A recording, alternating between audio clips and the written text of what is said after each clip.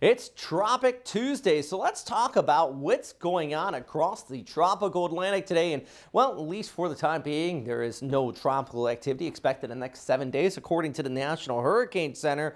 But, of course, we're always monitoring these tropical waves. We do have one out there in the Atlantic. At least at this time, this does not look like it's going to organize into something, but it does indicate those warm sea surface temperatures. The fact that I'm already looking at the main formation area here in the month of June. Also, speaking of the month of June, we're kind of a little bit closer to where climatologically speaking we would see something develop, is out here in the Gulf of Mexico. Now, there's way too much shear, definitely not an organized area, but it is bringing an increase in rainfall across the Florida Peninsula. And this area in blue indicating kind of the jet stream aloft, and that is unfavorable for tropical development where we do have that moisture kicking on through. So not terribly concerned for development out of that, at least at this time. But just towards the west of that, there is another plume of moisture we want to watch out for. You got that first one moving off, and that's going to move towards the north and east. But another area actually could be starting to wrap up and move some moisture into parts of Texas over towards Louisiana.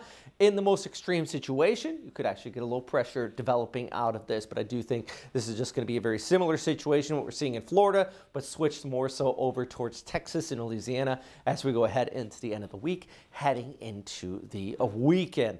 As I mentioned, though, climatologically speaking, this area of the Gulf of Mexico is the most active spot in the month of June, where you just see the development of tropical systems. So it's not completely unheard of to see a storm develop out here. And also, sea surface temperatures are on the warm side. In fact, all across the Atlantic, all the way out towards that main formation area where I just mentioned that area of convection, we got sea surface temperatures up and over 80 degrees well earlier than we typically see them. In fact, record-breaking warmth even in the Gulf of Mexico, mid to high 80s. That's where you typically would see temperatures like that into August, not June. So just shows, going back, that we're expecting an above average hurricane season in that forecast. One thing I do want to note, though, and don't let this mislead you, it is the latest start to the season in 10 years. In fact, you have to go all the way back to 2014 that we had a storm form later than mid-June.